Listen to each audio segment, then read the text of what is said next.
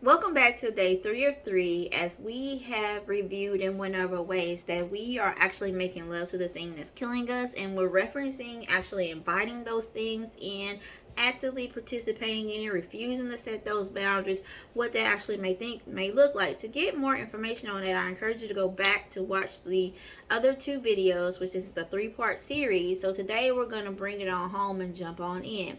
So the quote that I am referencing, just for clarity purposes, is "Stop making love to the thing that's killing you," and I took it from Viola Davis's latest book, which I really strongly encourage you to read, because you will be able to actually see what really drives her passion behind her acting and things of that nature. And so that just really hit home with me, and then the way that she used the word. When she was talking about relationships and in that sense. So I'm doing this 3-part series because one, it's beneficial and it's something that's not talked about. And those are the topics that I aspire to bring forward to you so you can actually implement those changes today and hopefully can alleviate some of the stress and avoid it altogether if possible. Because when you know better, you do better. And once you know something, you can't unknow it, right? So, real quick recap.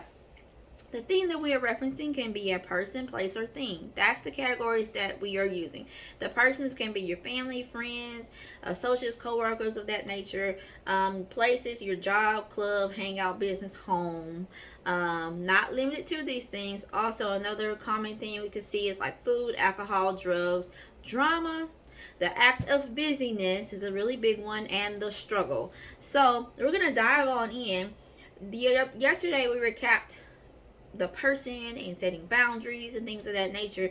And so we're going to jump a little bit in today, and we're going to talk about the actual place and what that may look like. So since I am a entrepreneur and mindset coach, and what I do is I help entrepreneurs become aware of and implement the mindset shifts that need to take place for you to actually strategically grow your business and life.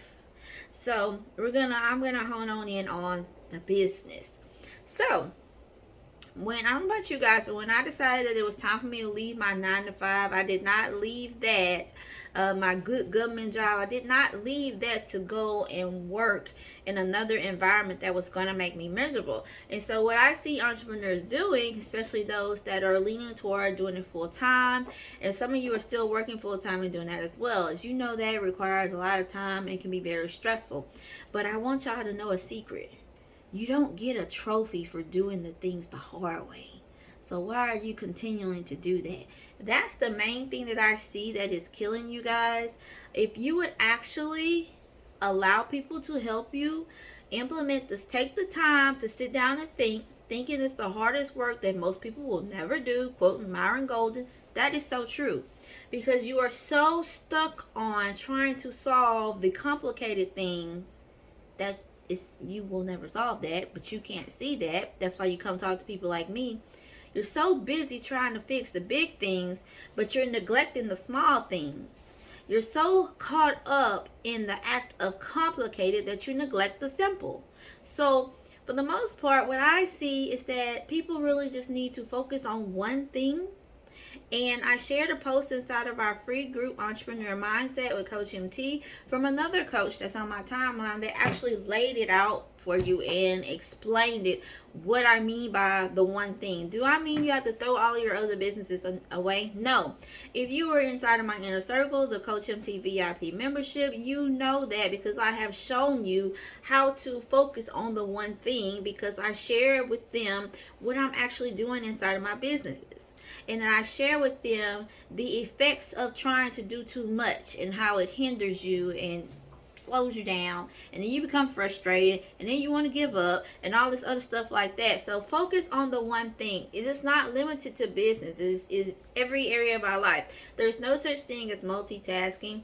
That is one of the things that is really overrated, because either you're doing one thing well and the other one poorly. That's the only way that helps. Or you're doing two things very poorly.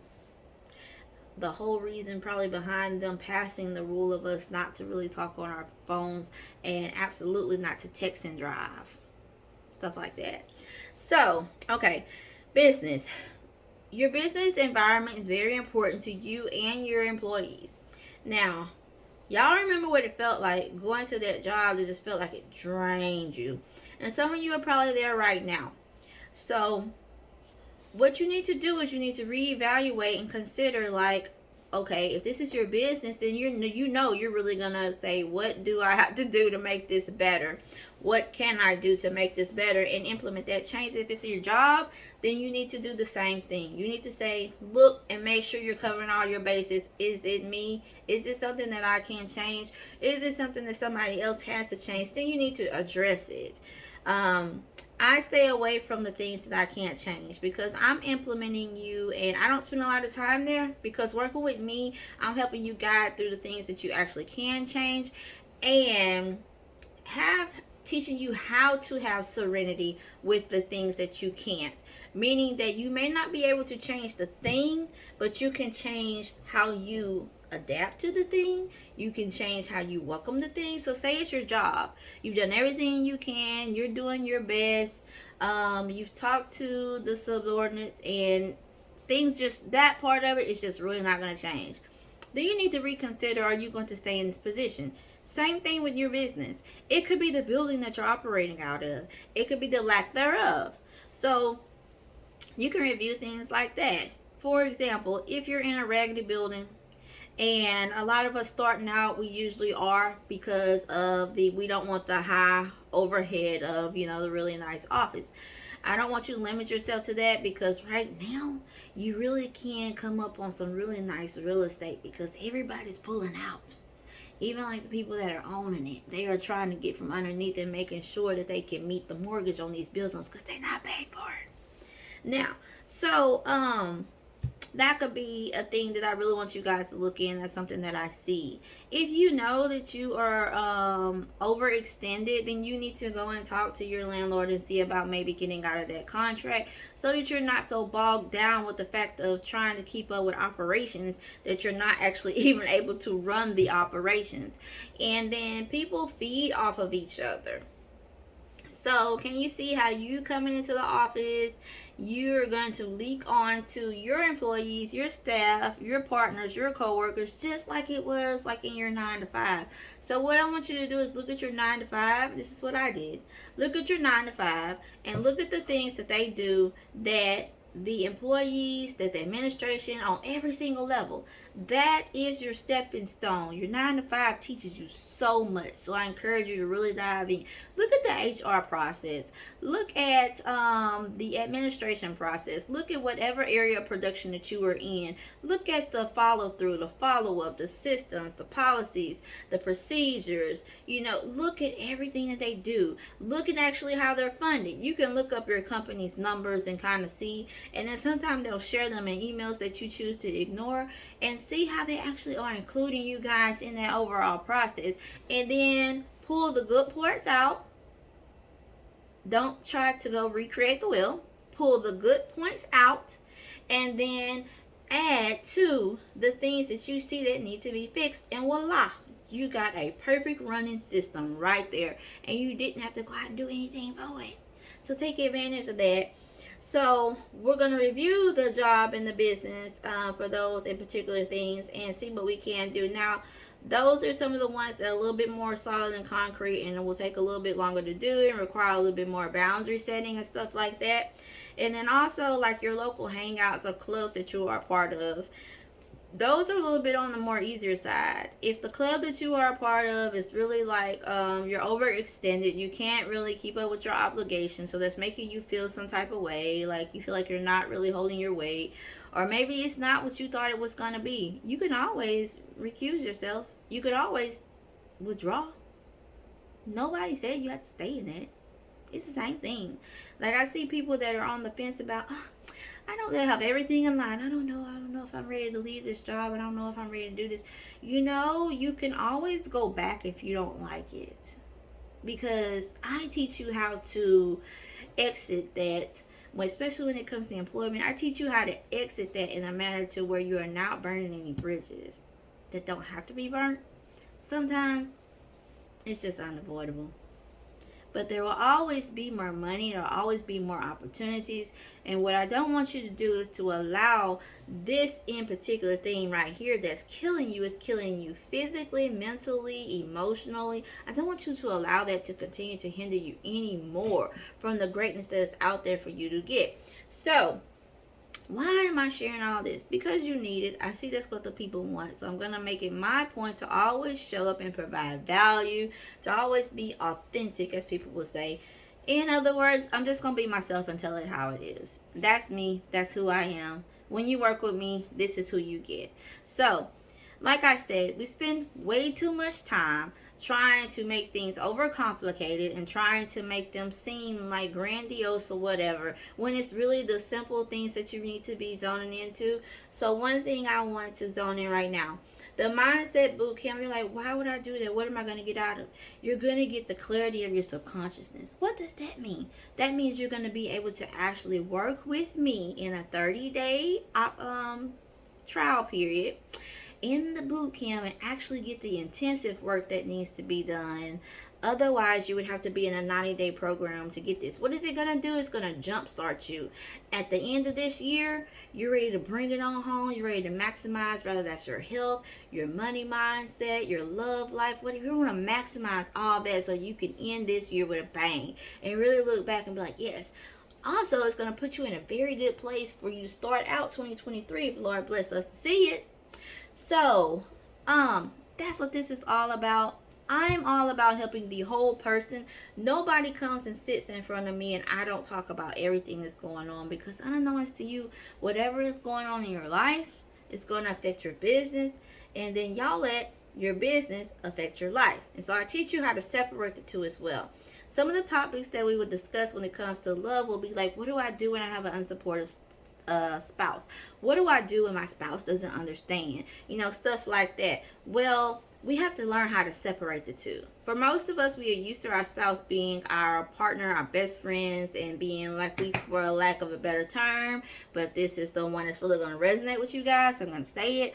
But we're used to our spouse being equally yoked with us on every level. But when we enter a business venture, a lot of times, remember, the vision is not theirs. So don't count it to their heart when they don't share the same passion, when they don't see the things that you see, and you're just, you're a little bit upset and disappointed when you have some of those in particular discussions. So I encourage you to include them in that, but not include them as your spouse, not your business partner, unless they are. And if y'all are not able to function well, then you need to revisit this and have a woman to man conversation and see, do y'all really want to do this? Do y'all really want to do this? Because there is nothing more, there's no business on this side of the earth or the other that's worth more than my marriage. And I'm sure you feel the same way. There's no business on this earth that's more valuable than my family.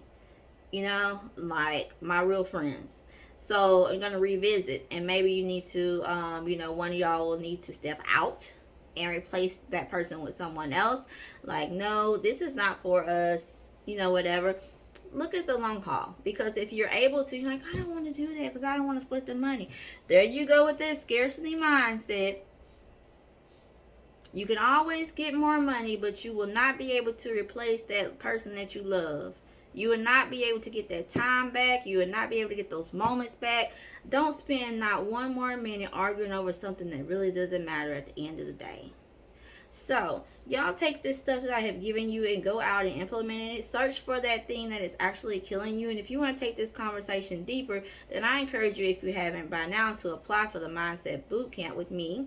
Because it's Mindset Boot Camp with a twist. Next Monday, we are rolling out with, which is the October the 10th, we're rolling out with the first cohort of this. And I'm just so excited. We will meet every morning for 10 to 15 minutes.